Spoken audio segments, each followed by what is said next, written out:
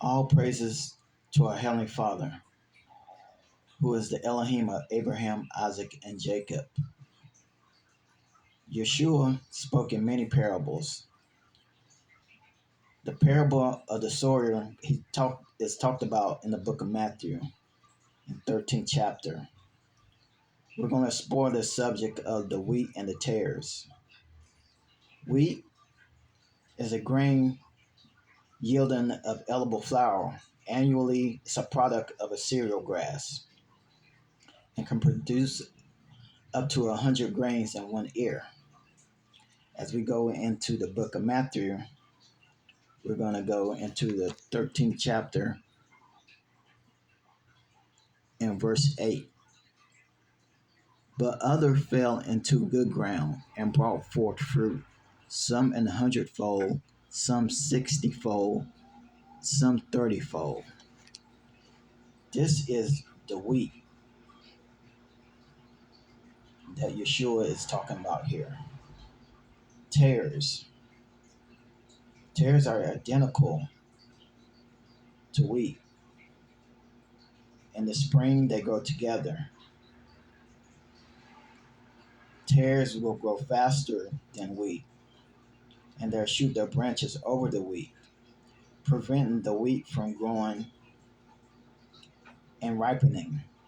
Therefore, tares appear taller, stronger, and healthier than wheat.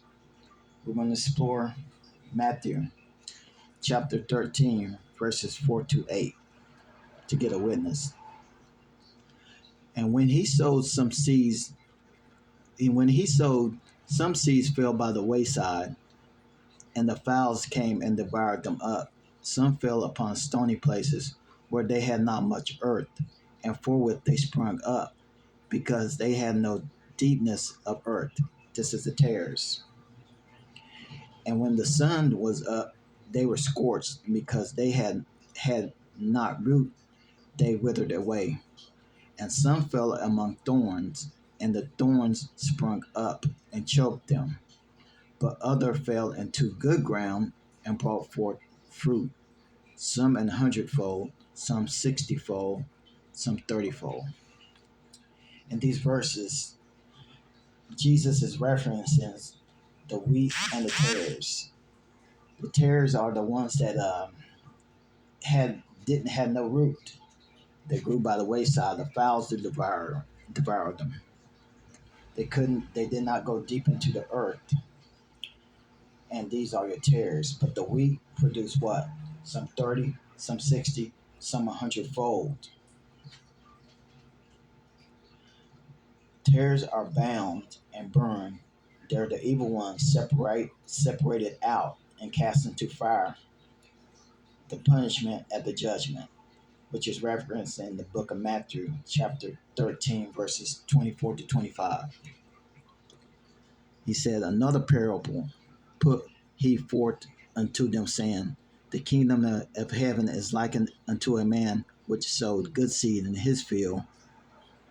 But while men slept, his enemy came and sowed tares among the wheat and went his way. But when the blade was sprung up and brought forth fruit, then appeared the tares also. Separating the wheat from the tares, farmers use a process called winnowing to separate. Winnowing involves tossing the mixture of wheat and tares into the air, allowing wind to blow away the light husk, the tares, while the heavier wheat grains fall back down to the ground.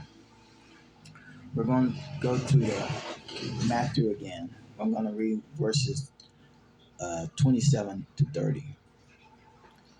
So the servants of the household came and said unto him, Sir, didst thou not sow good seed in thy field? From whence then hath it tares? He said unto them, An enemy hath done this. The servant said unto him, Wilt thou then that we go and gather them up?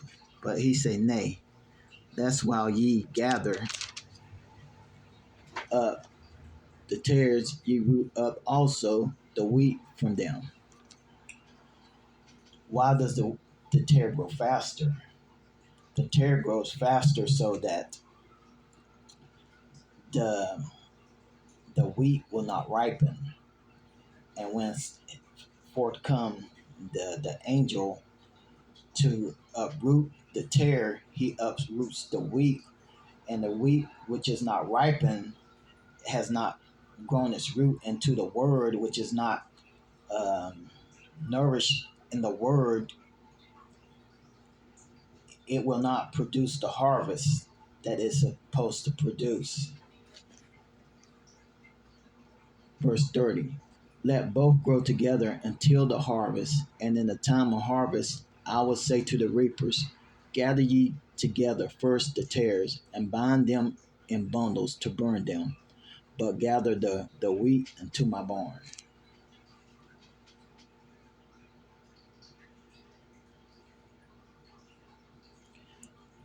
That's going to conclude our lesson of the wheats and the tares.